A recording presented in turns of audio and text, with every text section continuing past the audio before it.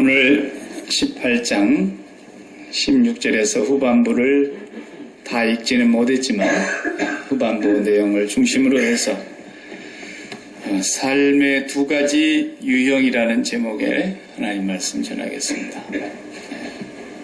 우리 사람의 마음은 하나님이 설계하실 때에 하나님하고 딱 맞게 해두셨다 그랬어요. 하나님하고 맞으면 마음이 편안해집니다. 하나님하고 맞게 해두셨기 때문에 하나님 아닌 것하고는 우리 마음이 절대로 안 맞게 돼 있어요. 만족이 없는 걸 보면 알 수 있고, 내가 기쁨이 있다가 없다가 그런다 그러면은 하나님하고 뭔가 안 맞다는 뜻이에요. 그게 하나님하고 맞으면 기쁨이 샘솟듯이 감사가 충만해지고 입술에는 찬양이 마음으로부터 올라나오고 마음이 하나님하고 맞으면 그렇거든요. 근데 안 맞아요, 인간이. 안 맞아요. 그래서 솔로몬이 별스러운 걸 다 가져보고 하고 싶은 거 다 해보고 눈에 좋다는 건 다 가져보고 그랬다 그랬잖아요. 그 나중에 그가 고백하기를 전도서 1장에 보면은 1장 7절에 그러잖아요. 모든 강물이 바다로 흐르지만 바다를 채우지 못하며 그러죠. 그 많은 물이 다 결국은 바다로 들어가는데 바다가 홍수 났단 말 들어봤어요? 안 채워지더라는 거예요. 그래서 귀는 들어도 채워지지 않고 눈은 보아도 족함이 없으니 해 아래에 있는 모든 것이 다 헛되구나. 하나님으로 채워지지 않는 마음은 어떤 것으로도 안 채워진다는 뜻입니다. 그리고 이 마음이라는 건 특성이 또 어떤 특성을 갖고 있냐면 제일 소중한 것, 제일 우선하는 것이 먼저 마음을 한번 딱 차지하고 나면 그 다음 것은 거기를 비집고 들어갈 자리가 없어요. 그게 마음이에요. 그러니까 뭘로 아침에 기분이 꽉 찼느냐, 그거에 따라서 그게 하루 종일 영향을 주는 거예요. 그 문제를 해결하지 않으면 계속 그것에 종속을 받는다 그런 뜻입니다. 아침에 나오는데 그냥 부부가 속이 서가지고 싸워버렸다. 그럼 예배 시간 나와서까지도 계속 그 싸움자리가 마음을 괴롭힌다. 자식이 속을 박박 긁어놔 버렸다. 그래가지고 속에 들어가 있는 자식이 내 마음을 막 휘집어놨다. 그러면 역시 마찬가지. 건강의 문제가 내 마음을 완전히 그냥 뒤집어놨다. 그래도 역시 마찬가지. 뭐가 제일 프라이오리티, 가장 우선적으로 내 마음을 차지하느냐, 그것이 나머지 어떤 문제든지 다 종속되는 거예요. 가끔 가서 이렇게 관공서에서 일을 해보려고 그러면 아주 상냥한 직원도 있고 어떤 직원 아주 쌀쌀맞은 직원이 있어요. 그럼 내가 속으로 둘이 싸웠나? 아침에 싸우고 나왔나? 경찰도 마찬가지예요. 그러니까 우리 마음에 어떠한 것이 자리를 깊숙이 자리 잡고 나면은 그것 때문에 다른 것이 그 마음에 종속되면 종속되지 크게 영향을 주지를 못합니다. 그게 우리 마음의 특성이에요. 장로님 한 카트만 딱 넘겨보실래요? 뭐 같아요? 하나님이 우리를 보실 때 하나님이 만드신 세상 만물 전체를 다 통틀어도 하나님 앞에서는 개미 같은 거예요.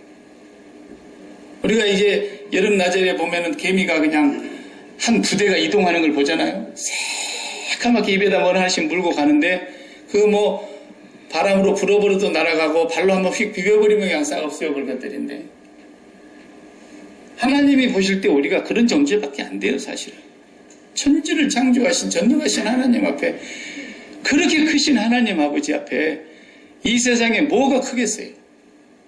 그런데 사람의 마음이라는 게 신기하게 하나가 마음을 딱 차지하고 나면 그 문제가 제일 커버린다. 개미가 크면 얼마나 크겠습니까? 저렇게 화면이 꽉 찬다고 개미가 큽니까? 개미는 개미울시다. 우리가 만나는 모든 세상 속에 속한 것, 구름 아래 속한 것은 태산이 높다 해도 하늘 아래 매이는 겁니다. 하나님보다 큰 게 어디 있어요? 근데 그 마음에 하나님이 없으면 세상 것에 우리가 매여가지고 개미 같은 조그만 일에 우리 마음 송두리째 다 뺏겨버리는 거예요. 이게 인간입니다, 여러분. 우리는 결론적으로 말하면 하나님이 얼마나 큰가를 알아야 돼. 그걸 날마다 경험해 가야 돼. 엘리야를 3년 6개월 동안 하나님 숨겨놓고 그걸 하나님과 친밀한 관계를 가지면서 그 훈련을 시킨 거예요. 과연 하나님은 살아계시구나. 그리고 나는 그분이 택한 종이며 내가 그분의 입에서 나오는 말씀대로만 행하면 능치 못함이 없구나. 그걸 엘리야에게 깨닫게 해주십니다. 밀가루 조그만 것 가지고 보여주시고 기름병에 조금 남은 것 갖고 보여주시고 그리 시냇가에서 까마귀를 통해서 보여주시고 그 과부의 아들이 죽는 것을 하나님이 또 다시 살려내신 것을 또 통해서 보여주시고 계속해서 하나님께서는 하나님 자신을 계시하시는 거예요. 우리 사람은 하나님을 알 수가 없거든요. 무슨 재주로 우리가 하나님을 알겠습니까? 하나님을 그리라 한다 해서 그릴 수가 있겠습니까? 그릴 수도 없고 그려서도 안 되고 상상할 수도 없어요. 어떻게 상상을 합니까, 하나님을 우리? 그렇게 크신 분이세요. 그래서 어떤 신학자는 그렇게 얘기했어요. 하나님을 정의하라 그러니까 정의할 수가 있나요? 그러니까 상상할 수 없는 것보다도 더 크신 분이다. 이렇게 얘기했어요. 우리가 상상해내는 것이 있잖아요. 근데 상상해낼 수 없는 것보다도 더 크신 분이다. 인간의 언어는 거기가 한계인 거예요. 어떻게 하나님을 표현하겠어요? 그 하나님 앞에 우리는 개미 같은 존재입니다. 그런데 우리가 이 땅에 살면서 그 하나님을 계속 경험해 가야 되는데 그 경험해 가는 것이 구약 시대보다 우리가 더 나은 거예요. 예수님이 오셨기 때문에. 예수님은 하나님이시며 하나님을 우리에게 나타내시려고 하나님을 계시하려고 오신 분이세요. 그리고 하나님의 나라를 우리에게 안내해 주시려고 오신 분이세요. 그리고 가신 뒤에 성령이 우리에게 오신 목적이 그것이지 않습니까? 성령이 아니하고서는 성령으로 아니하고서는 하나님을 느낄 수도 없어요. 우리는 하나님을 점점 더 알아가고 경험해가고 하나님의 살아계심을 깨닫게 되고 하나님의 능력을 체험하게 되고 그러면서 우리가 세상을 하나님의 뜻 안에서 살게 하시는 것이 하나님의 계획이에요. 사울 왕도 골리앗이 마음에 싹 들어와 버리고 나니까 그 다음에 또 하나님이 온데간데 없어져 버리잖아요. 말로는야 만군의 주 여호와 하나님이라고 그러지만 만군의 주 여호와 하나님이 뭔 뜻이겠어요? 온 세상의 군대의 하나님이라는 거. 하늘의 천군 천사까지도 거느리시는 만군의 주 여호와라고 하는 말로는 누가 못합니까? 그래도 벌벌벌벌 떨고 사지가 벌벌벌벌 떨면서 골리앗이 마음을 딱 차지하니까 골리앗은 개미 같은 존재인데 그것이 마음을 차지해버리고 나니까 하나님 같은 존재로 자리를 잡아버리는 거예요. 이 인간의 마음이에요. 여러분이 무슨 문제를 닥치든지 우리가 문제 속에 살아가는 거예요. 하나님이 계속 우리에게 문제를 풀으라고 문제를 내리시는 거예요. 그 문제를 하나님으로 풀으라는 거예요. 하나님. 문제를 닥치면 벌벌 떨고 문제를 닥치면 두려워하고 낙심하고 문제를 그냥 받으면은 문제 오기도 전에 그냥 시험 들어가고 그러지 말고 어떤 문제보다도 더 크신 하나님, 그 하나님 앞에 이 문제는 개미새끼다. 이걸 먼저 알고 덤비라는 거예요. 엘리야를 그렇게 훈련 딱 시켜가지고 이제 가. 여호와의 종 엘리야가 아합을 가서 만납니다. 내 말이 있지 아니하면 다시는 우로가 이 세상에 있지 않을 것입니다. 한번 선포하고 난 뒤에 3년 6개월 만에 첫 대면을 하는 거예요. 첫 대면하는 자리에 아합이 첫마디가 뭐라 그래요? 너 엘리야 맞냐? 이스라엘을 괴롭게 하는 자여. 그러잖아요. You trouble of Israel. 너가 이스라엘을 이렇게 괴롭게 하는 게 내가 괴롭게 한 게 아닙니다. 당신과 당신의 아버지의 자손들이 하나님을 등지고 하나님을 떠나고 바알들을 섬겼기 때문에 이렇게 이 나라가 괴롭게 된 것입니다. 선지자들을 다 잡아 죽이는데 그 앞에 서서 아합에게 당당하게 말합니다. 그리고 오늘 우리가 이 잘 아는 열왕기상 18장은 정말 모르는 사람이 별로 없을 거예요. 예수를 이제 믿고 교회 처음 나온 사람들은 잘 몰라도 이 구약의 열왕기상 18장의 내용은 얼마나 정말 그 장면이 다이나믹하고 스릴이 있고 승리의 창가가 울려 퍼지는 그런 장면입니다. 아합 왕에게 큰 소리로 외쳤습니다. 내가 이스라엘을 괴롭게 하는 내가 문제가 아니고 당신이 문제고 당신의 집안이 문제다. 당신의 아내 왕비가 문제고, 그러니 이 나라가 온통 바알을 섬기고 아세라를 우상을 섬기니까 이제 나하고 내기하자, 대결을 하자. 그래서 당신이 키운 바알 선지자들 450명을 데리고, 그리고 당신의 왕비가 돌보는 400명의 아세라 목상을 섬기는 제사장들을 데리고 갈멜산으로 나오십시오. 거기서 우리가 2개의 단을 놓고 송아지 한 마리씩 줄 테니까 송아지 한 마리씩 각을 떠서 번제단 위에 올려놓고 불을 붙이지 아니하고 하늘로부터서 불이 내려와서 이 재물을 태우는 그 신이 참신이요 그가 진짜 하나님이라는 것을 결판을 냅시다. 아합이 좋다. 그래가지고 지금 모인 거 아니에요? 네, 우리가 입지를 다 안 했지만 모였어요. 아세라 신을 섬기는 400명의 제사장은 뒷면에 나오지는 않아요. 근데 같이 다 모이라고 엘리야가 얘기했어요. 근데 450명의 바알 제사장이들이 모였어요. 바알 제사장들이 이쪽에 서고 자기가 이쪽에 홀로 서 있는 거예요. 그리고 거기만 있는 게 아니라 이스라엘 백성들의 아마 족장들, 지도자 되는 사람들, 백성들이 거의 몰려왔습니다. 갈멜산 기슭에 섰습니다. 그리고 엘리야가 외칩니다. 마치 옛적에 여호수아가 백성들에게 외쳤던 것처럼 너희 눈에 여호와가 참신이거든 여호와를 쫓고 이 가난한 사람들이 섬기는 신이 참신이거든 거기를 택하라. 나와 내 집은 여호와만 택하겠노라. 그렇게 말했던 것처럼 엘리야도 똑같이 얘기했어요. 오늘 본문 우리가 읽질 않았지만 한 번은 거기 찾아서 읽어보겠습니다.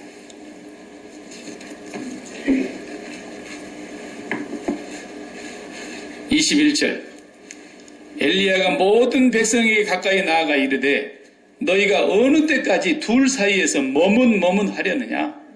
여호와가 만일 하나님이면 그를 따르고 바알이 만일 하나님이면 그를 따를지니라 하니 백성이 한 말도 대답하지 아니하는지라. 이거 보세요. 왕과 왕비가 있고 그가 키운 450명의 제사장들이 있고 이스라엘 백성들이 개 밑에처럼 꽉 깔렸는데 엘리야에게 혼자 서 있습니다. 그리고 엘리야가 분명하게 얘기했습니다. 그런데 아무도 엘리야 편에 안 서잖아요. 아무도 말을 안 해요. 네. 누구 말을 들어서 그런지, 사람 많은데 가지 말라 그래서 그런 건지. 네? 그 진리는 항상 소수입니다. 좁은 길로 가는 사람은 많지 않다 그랬습니다. 세상의 방식은 언제나 숫자로 갖고 얘기합니다. 큰 것으로 얘기합니다. 다수가 진리인 것 같고 다수의 힘으로 가지고 밀어붙이는 게 세상 아닙니까? 성경은 그렇지 않습니다. 온 세상이 다 죄인이고 온 세상이 다 저주 아래 있고 온 세상이 죄 아래 갇혀 있고 죽음 아래 있을 때 진리는 한 분뿐이었습니다. 예수 그리스도이십니다. 그분만 한 분이, 엘리야가 바라봤던 분이 바로 그분입니다. 모세가 바라봤던 분이 그분이고 아브라함이 바라봤던 분이 그분입니다. 진리는 언제나 소수예요. 그래 이제 대결을 하지 않습니까? 너희들이 먼저 시작해라. 그래가지고 단 위에다가 송아지를 하나 잡아서 번제단 위에 제사 드리듯이 각을 떠가지고 해놓고 불 붙이지 말라고 했습니다. 그리고 하늘로부터서 너희의 신이 불을 내리면 너희 신이 하나님이다. 자, 시작했습니다. 바알 선지자들 정말 대단합니다. 이 사람들이 그걸 믿었다니 대단해요. 불이 내려올 줄로 믿었다니 참 대단하지 않습니까? 그리고 이제 난리를 치는 겁니다. 바알이여 응답하소서, 바알이여 응답하소서. 바알이라는 말은 하나님이여라는 뜻입니다. 하나님이라는 뜻이 바알이라는 그 단어의 뜻이 그런 뜻이에요. 자기들이 섬기는 하나님. 그런데 이스라엘이 섬기는 하나님은 여호와, 야훼 하나님, 여호와가 하나님인지 바알이 하나님인지 해보자는 거예요. 하나님이여 응답하소서, 하나님이여 응답하소서, 바알이여 응답하소서. 아침부터서 점심때까지 해도 No answer. No response. 그러니까 엘리야가 옆에서 조롱을 했잖아요. 너희 신이 잠깐 외출 나갔나 보다. 잠들었나 보다. 길을 행하고 있나 보다. 깨워야 되는가 보다. 그러니까 막 이 바알 선지자들이 이제는 광란에 칼춤을 치기 시작했습니다. 칼과 창을 가져다가 어떻게 했어요? 자기 몸을 찌르고 베고 해가지고 피를 철철 흘리게 하면서 광란에 춤을 췄다 그랬잖아요. 불이 붙었습니다, 이제. 무슨 불? 광란의 불.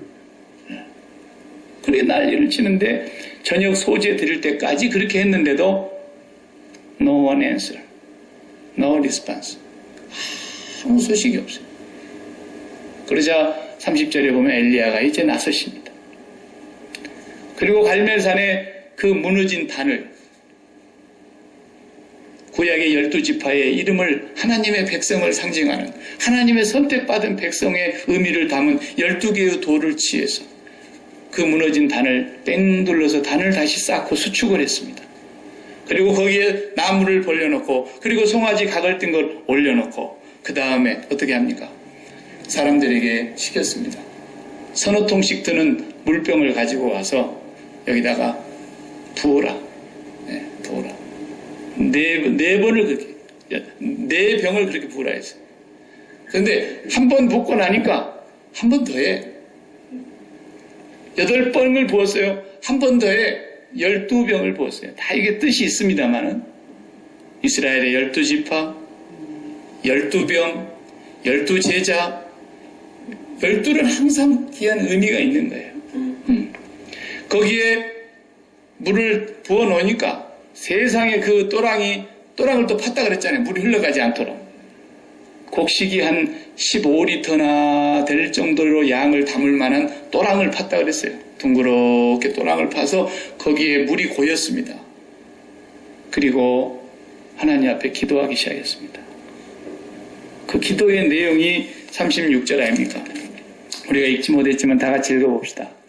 저녁 소재 드릴 때에 선지자 엘리야가 나아가서 말하되 아브라함과 이삭과 이스라엘의 하나님 여호와여, 주께서 이스라엘 중에서 하나님이신 것과 내가 주의 종인 것과 내가 주의 말씀대로 이 모든 일을 행하는 것을 오늘 알게 하옵소서. 여호와여, 내게 응답하옵소서. 내게 응답하옵소서. 이 백성에게 주 여호와는 하나님이신 것과 주는 그들의 마음을 되돌이키심을 알게 하옵소서 하매 불이 하늘로 내려왔습니다. 번제물을 다 태웠습니다. 또랑의 물까지 다 말리면서 그 번제단에 모든 제물이 다 탔습니다. 그리고서야 백성들이 엎드러지면서 여호와 그는 하나님이시로다. 여호와 그는 하나님이시로다. 하나님께 비로소 영광을 돌리기 시작하는데 바알 선지자들이 450명이 자중질환이 일어나서 도망을 가는데 거기에 있는 백성들을 보고 다 잡으라 그랬어요. 전부 다 잡아서 450명을 그 자리에서 다 죽였다 그랬어요. 이것이 얼마나 놀라운 하나님의 역사인지 모릅니다. 우리는 이 장면을 통해서 두 가지 형태의 삶을 보려고 하는 거예요. 삶은 두 가지뿐이에요. 사람 살아가는 삶은 수만, 수백, 수억이, 수십억이 살아도 딱 두 가지로 사는 겁니다. 하나는 내가 불을 일으키는 삶을 사는 사람이고, 하나는 위로부터서 내려오는 불로 사는 사람들입니다. 내가 불을 일으키는 사람들은 우상 숭배자들입니다. 바알신을 섬기는 사람들을 물론 하거니와 바알신만이겠습니까? 이 땅에 하나님을 제외하고 여호와 하나님을 섬기는 사람을 제외하고 모든 인생은 이 지구상에 다 한 가지로 자기가 불을 일으키면서 사는 사람들이에요. 그러니까 미치도록 하는 거예요. 광란의 짓을 하는 거예요. 결국은 자기 몸이 다 망가질 때까지 하는 거예요. 칼로 자기 몸을 찌르고 피를 흘리면서 광란의 춤을 추듯이 인간들이 뭔가 대박을 한번 쳐보려고 자기 인생을 실현해 보겠다고 광란에 몸짓을 하고 있는 그 삶이 바로 오늘 이 세상 사람들의 삶인 거예요. 자기가 자기 인생에 불을 붙여보겠다는 거죠. 불이라는 건 뭡니까? 에너지를 말하는 겁니다. 에너지. 불 에너지. 예. 인류 문명이 불과 함께 시작했다 해도 과언이 아닐 만큼 불은 우리 인생에게 그렇게 중요한 거였어요. 그러니까 그런 그 내용을 담은 것이 신화로, 그리스 신화 같은 데 보면은 불에 대한 얘기가 나옵니다. 그리스 신화의 불은 제우스 신의 것인데, 최고로 큰 신이 제우스 신 아닙니까? 신화에서 말입니다. 신화에서. 인간이 지어낸 그 얘기 가운데 제우스 신이 제일 큰 신인데 그 밑에 모든 작은 새끼 신들은 제우스의 지시를 받아요. 그 중에 프로메테우스 신이 있었어요. 이건 새끼 신이야. 이건 뭐 하는 신이냐? 불을 관리하는 신. 그때 이 제우스 신에게 허락을 맡아서 불을 관리하던 프로메테우스가 불을 도둑질해가지고 어떻게 해요? 사람들에게 불을 갖다 줬다 그랬잖아요. 그래서 인간들이 그 불을 가지고 이제 자기들이 신의 영역을 벗어나서 자기들이 에너지를 관리하게 됐다. 그러니까 신을 반역한 거거든요. 그래서 프로메테우스를 제우스 신이 벌을 내리는데 어떻게 벌을 내립니까? 높은 산꼭대기에 십자가 같은 나무 목둥이에다가 매달아 놓고 공중에 나는 독수리가 와서 눈도 뽑아먹고 간도 파먹고 점도록 독수리들이 달라들어서 싹 간을 떼먹고 나면 밤사이에 죽어야 되는데 또 간이 자라나. 또 와서 뜯어먹고 매일 그랬다 그랬잖아요. 이게 그리스 신화에 나오는 얘기예요. 무슨 얘기입니까? 인간의 힘으로 에너지를 만들어서 인간이 불을 일으키고 인간의 힘으로 살아가는 삶을 말하는 겁니다. 그게. 모든 인류가 다 그렇게 살아가는 거예요. 그 중에 하나님의 백성만 하늘로부터 내려오는 에너지로 살아가는 거예요. 위로부터 내려오는 거죠.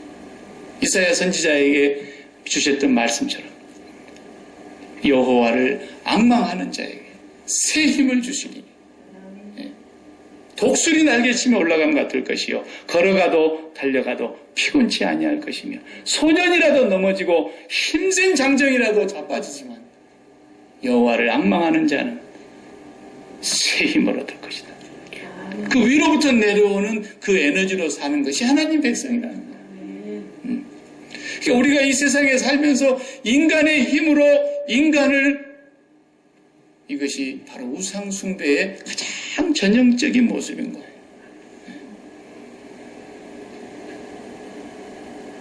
여러분 오늘 올 때 다 차 타고 오셨잖아요. 운전하고 오시고 가스를 태우니까 가스 안에서 그래서 불이 나가지고 그 불의 힘이 엔진을 움직여서 그 에너지의 힘으로 우리가 오늘 안 걸어오고 차 타고 왔잖아요. 계속 에너지를 만들어내고 그 에너지를 또 소모시키고 또 만들어내고 또 소모시키고 육체적인 에너지는 먹어야 되니까 계속 먹어서 우리의 에너지가 계속 솟아나야 또 나가서 일하는 것이고 육체만 에너지를 필요로 하는 게 아니지 않습니까? 우리의 정신도 마음도 에너지가 있어야 됩니다. 그래서 우리가 말하려 마음이 지친다. 번아웃 된다는 거예요. 스트레스를 받아갖고 막 지치는 거예요. 근심에 눌리고 걱정에 눌리고 경쟁사회에서 또 눌리고 아마존이라는 게 우리 시애틀에 본사를 갖고 있지만 젊은이들이 아마존에 갔다가 취직하면 그걸 꿈이라고 생각하고 거기를 막 들어가려고 그러는데 들어간 사람 얘기 들어보니까 그래요. 사람이 할 짓이 못해. 어떻게 일을 많이 시키고. 그래서 들어갔다가 죽지 못해서 그냥 일하는 것 하고 어떤 사람은 그냥 나 이렇게 못 살겠다고 나오는 사람들도 참 많다 그래요. 어쩔 수 없어요. 세상은. 에덴 동산 밖의 삶은 너희가 이마에 땀이 흘러야 그게 뭐예요? 에너지라는 거예요. 네가 에너지를 네 스스로 만들어내서 네가 네 힘으로 살아야 된다. 그게 에덴 밖의 삶인 거예요.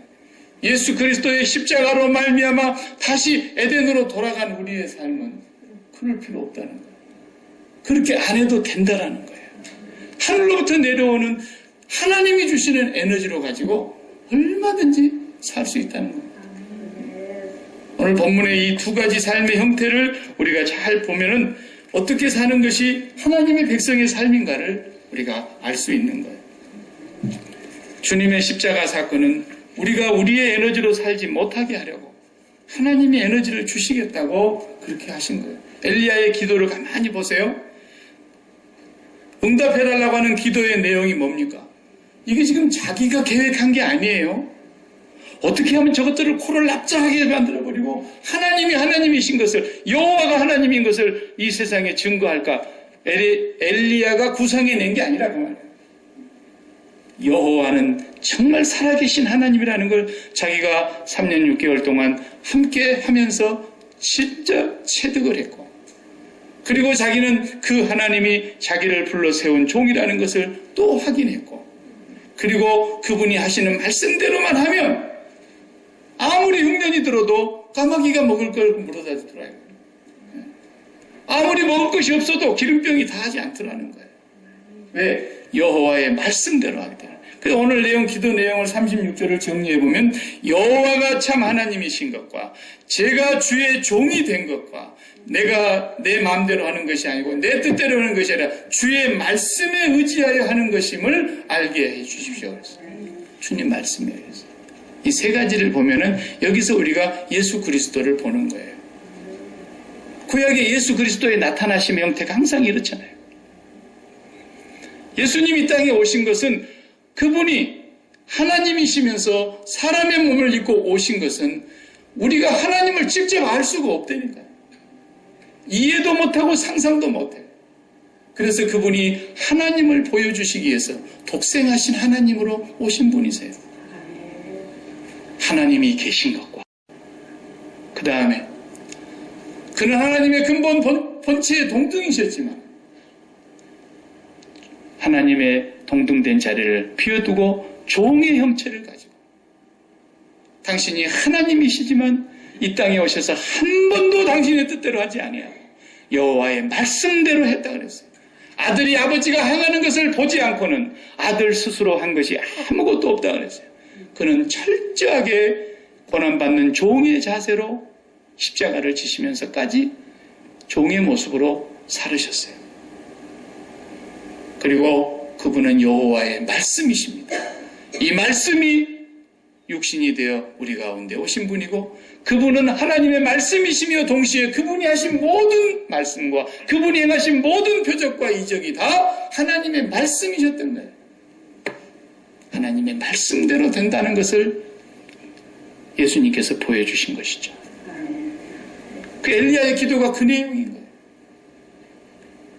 하나님 여호와가 당신이 진짜 참 하나님이신 것과 제가 하나님의 종인 것과 제가 하는 모든 이 일은 여호와의 말씀대로 되는 것임을 여기 백성들로 하여금 알게 해 주십시오. 이렇게 기도하고 행하였던 것입니다. 내가 불을 일으키면서 인생을 살라 그러면요 스트레스 받아가지고요 몸이 상합니다. 결국은 우리 몸이 번아웃 돼버리고요. 몸이 지쳐가지고. 그래서 우리 삶이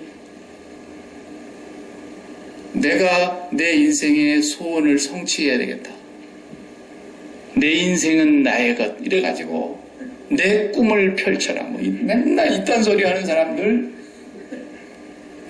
저 푸른 초원 위에 그림 같은 집을 짓고 이러던 사람들 다 지금 주님 앞에 돌아왔잖아요. 남진 씨도 뭐 어젯밤에도 나왔더만 보니까. 그 양반이 그냥 저 푸른 초원 위에를 그림 같은 집을 짓고 살자고 사랑하는 인과 함께 100년을 살아보자고 막 이러던 사람이 요즘 와갖고 예수밖에 없더라. 그러고 간증하고 다니니까 조금 설득력이 있긴 합니다. 쨍하고 있더라. 그 양반도 돌아왔더라고.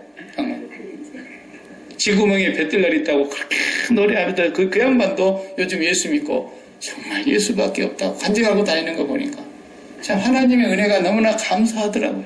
네. 자기가 정말 보잘것없는 인생이라는 걸 안 거예요. 그렇게 돈방석에 누워가지고 자기가 이불 깔기 전에 돈으로 깔았다잖아요. 돈으로. 돈방석에 한번 누워보기 위해서 자기 어머니하고 자기하고 처음으로 그렇게 돈을 많이 벌어가지고, 그리고 그렇게 화려했던 인생, 그렇게 인기가 있던 인생, 그런데 이제 나이 70이 넘어가니까 이제 정신이 조금 드는 거예요. 얼마나 다행인지 몰라요.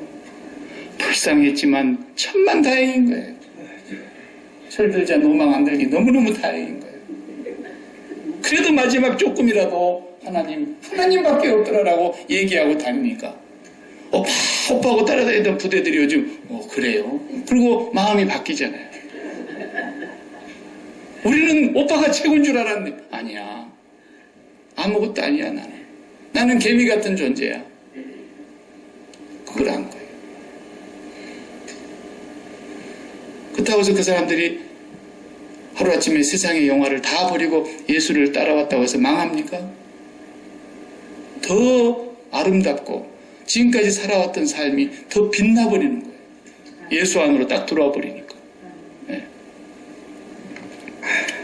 명예 장로만 안 줬으면 내가 그냥 괜찮다 그랬는데 또 명예 장로를 줘갖고 하여튼 빌어먹을 짓을 그렇게 했었는지 모르겠어요. 네. 그거 안 준다고 해서 그 사람이 뭐 기분 나빠하겠어요. 근데 맨 그런 짓을 하니까 목사들이 문제야. 명예 장로가 뭐예요? 명예 장로가. 장로는 교회에서 제일 먼저 죽는 사람이고, 장로가 교회에서 전체 중에서 목사 장로가 제일 죄인 중에 괴수들인데 무슨 명예 장로에 어려주고. 네. 성경은 하늘에서 내려온 불로 살아가는 것을 얘기하고 있는 책입니다. 어느 날 모세를 불렀습니다. 모세야, 네가 40년 전에는 네 힘으로, 네가 애굽의 왕자의 권세로, 그러면 네가 그렇게 하면 이스라엘 백성들이 너를 인기 짱이라 걸고 따라올 줄 알았지. 80살이 되던 어느 날 하나님이 나타나시는데 어떻게 나타나시는가 봐요. 불이 내려와서 타는데 나무가 타서 사라지지를 않는 거예요. 그게 뭘 상징하는 건지 아세요? 이 세상의 에너지는 전부 태워야 되는 거예요. 가스를 태우든 나무를 태우든 뭘 태워야 해요. 우리의 세포를 태워서 우리의 지방을 다 태워서 에너지를 발산해야 되는데, 하늘에서 내려오는 불은 사라지지도 않지만 태우는 것도 없어요. 꺼지지 않는 불이라는 거예요. 네가 250만이 백성을 데리고 광야로 나아가서 나를 가르쳐야 되는데 그게 네 힘으로 될 것 같으냐? 꺼지지 않는 에너지, 그러나 타서 없어지지도 않는, 뭔가 타서 없어져야만이 생겨나는 에너지가 아니라 영원한 에너지, 그 하나님의 에너지를 보여주신 거예요. 이 불이 너를 인도할 거야, 이렇게 말씀하시는 거예요. 그리고 나서 나중에 또 그 불이 어디서 내려옵니까? 오순절에 또 내려오지 않습니까? 오순절에 내려왔던 그 성령의 불은, 그 에너지는, 그 권력은, 그 힘은 세상 전체를 다 짊어지고 가는 제자들이 거뜬히시게 했다고. 다 죽인다 그래도 실로 다 죽임을 당했고, 그래도 그 힘을 이겨낼 수 있는 그 에너지가 어디서 나왔겠어요? 성령의 불을 받아서 나온 거예요. 이게 예수 믿는 사람들의 삶이라는 거예요. 그러니까 우리 사업하는 사람들도, 예수 믿는 사람들도 똑같이 사업하고 자녀 키우고 우리도 다 살아가는데 우리는 왜 그렇게 못 사냐 이거예요. 우리도 그렇게 살아야 된다는 거예요. 날마다 돈을 버는 것을 위하여 바라보듯이 여호와를 바라보고 있다. 내가 자녀를 잘 키워야 되겠다고 자녀를 바라보고 있는 것처럼 하나님을 바라볼 수 있다는 거예요. 내가 건강을 관리하기 위해서 최선을 다하고 바라보는 것처럼 하나님을 바라볼 수 있다는 거예요. 왜 안 되냐는 거예요. 그래서 주님이 그걸 바라보라고 십자가에 와서 죽으신 거예요. 아무리 생각해보고 또 생각하고 또 성경을 들여다봐도 우리가 살 길은 십자가밖에 없어요. 그래서 사도 바울이 결론을 그렇게 내린 거예요. 내가 예수 죽음을 내 몸에 짊어지면, 고린도후서 4장 10절에 내가 날마다 예수 죽임을 내 몸에 짊어지면 예수 생명이 내 몸에 나타나게 하렵니다. 예수 죽음을 짊어지고 사니까 내 안에 예수의 생명이 나타나서 예수의 불이 임해서 성령으로 살게 되더라는 거예요. 저와 여러분 가운데 사도 바울만큼 인생 고생하고 산 사람 아무도 없어요. 나와보세요. 우리는 사도 바울이 고생한 것에 50분의 1도 못 살았어요. 앞으로도 마찬가지예요. 그분만큼 힘들게 산 사람은 지금까지 내가 찾아봐도 없어요. 익사오됐다 좀 말을 많아요. 고린도후서 11장을 한번 읽어봐요. 사도 바울이 어떻게 살았는가. 그런데 그는 그런 삶을 사는 데서도 한 번도 기쁨을 빼앗기지 않았어요. 항상 기뻐하라.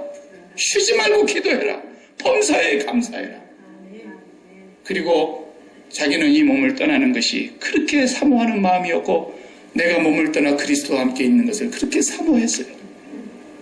아무도 그를 이기지 못했어요. 왜? 세상에 대하여 죽었기 때문에. 저 광야에 장대위에 노뱀이 달려 있었던 것처럼 십자가에 달리신 높이 달리신 예수 그리스도와 함께 내가 죽었다는 것을 날마다 확인하고 살아가니까 세상에 대해서 나는 끝난 사람이다. 나는 세상을 출세상한 사람이고 내 마음은 세상에서 하늘로 이미 출세상에서 올라간 사람이에요. 하늘의 풀을 받아서 하늘의 힘으로 세상을 살아가는 거예요. 이 땅에서 우리가 이루어야 될, 우리가 이 땅에서 뭔가 성취해야 될, 우리가 이 땅에서 바라는 어떤 소망 같은 것들은 내 관심이 아니라 하나님이 관심을 갖고 계세요. 그건 하나님의 숙제고 과제인 거예요. 그래서 너희를 향한 나의 생각을 내가 하나니 예레미야 선지자가 그랬잖아요. 그것은 재앙이 아니라 평강이요. 그랬잖아요. 장래에 소망을 주려 하는 것이라 그랬잖아요. 우리의 일이 아니에요.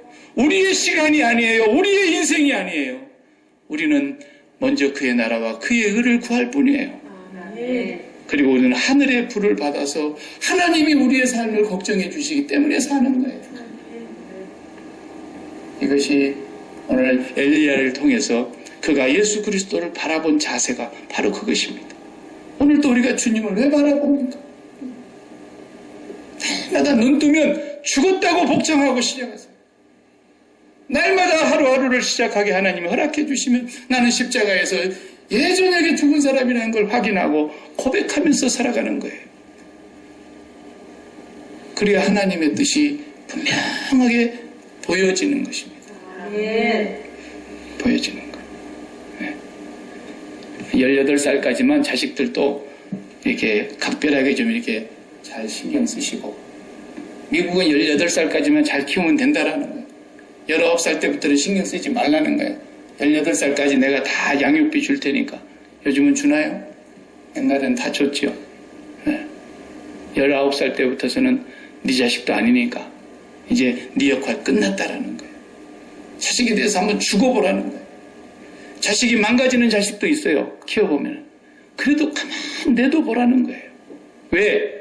지가 하나님을 만나면 지 인생을 지가 알아가게 되어 있는 거예요.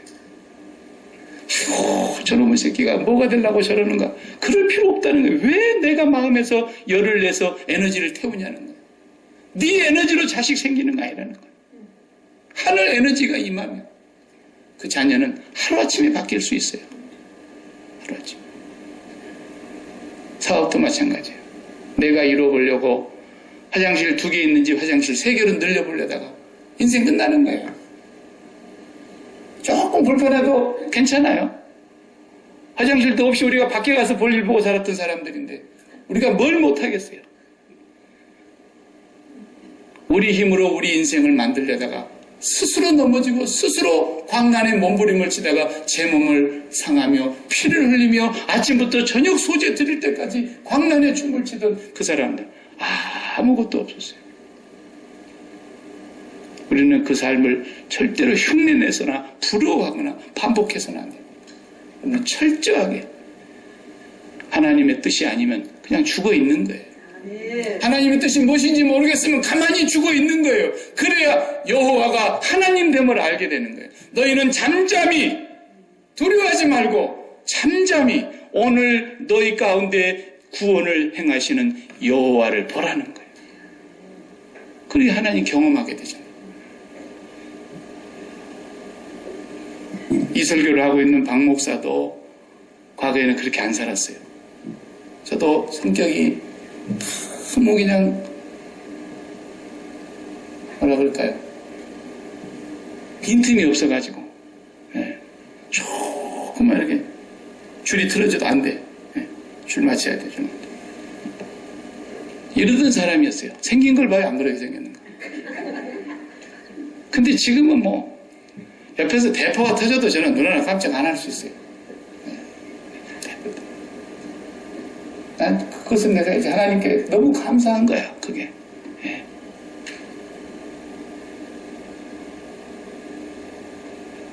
그러니까 하나님이 하시는 것을 보여주시더라고요. 아, 내가 안 해도 하나님이 다 하시는구나. 괜히 내가 하다가 열받아갖고 나만 속 터질 뻔했구나. 근데 난 속 한 번도 안 터졌어. 그래도 지금 하나님이 하고 계시는 걸 내가 보는 거예요. 가만히 보는 거예요. 그 내가 만족하느냐? 아직은 내 양에는 안 차요. 그러나 감사는 해요. 왜? 하나님이 해나가신 걸 보니까 아, 그렇구나. 내가 걱정할 일이 하나도 없구나. 네. 우리 자식 얘기하려고 그러는 거예요. 제가. 우리 자식이 맨날 이 방송 들여다보면서 지 얘기한다 그랬어 하면 또 내가 그러니까 말 안 하지만 네. 생각해보세요. 아, 그 한 10년 동안 얘가 공부 안 하고 그 컴퓨터 하는 건요. 옛날같이 내가 성질이 그냥 불같았을 때 같으면 아이 하나 죽이고 새로 낳지. 못할 정도로 내가 성질이 까칠한 사람이에요. 공수부대 출신 아닙니다. 한번 매를 들면은 어디가 부러지게 맞아야지 적당히 때리지 않는 사람이었어요. 그리고 한번 입에서 말이 나오면 하늘이 두 쪽이 나고 지 어머니가 아무리 말려도 소용이 없어요. 완전히 다 깨를 벗겨가지고 밖으로 내쫓았어요. 그렇게 했는데 내가 그걸 하나님 앞에 철저하게 회개했습니다. 내가 살아갖고 애를 죽일 뻔했구나. 근데 내가 죽고 나니까 애들이 요즘 살판난 거야. 애들이. 근데 하나님이 다 만들어 가시는 거야. 그렇게 공부 안 하던 놈이 지 알아서 공부 다 하고 나한테 돈 달라고 한마디도 안 하고 다 먹고 살고 다 공부하고 뭐더니 내년에는 이제 또 서울대학교에서 오란다고 또 간대요. 그러니까 지가 대한민국에서 제일 좋은 대학이 서울대학이라는데 뭐 못 가볼 게 뭐 있어요? 한번 가본대. 입학화가 났으니까. 자, 한 학기만 또 공부해보고 오겠다 하더라고.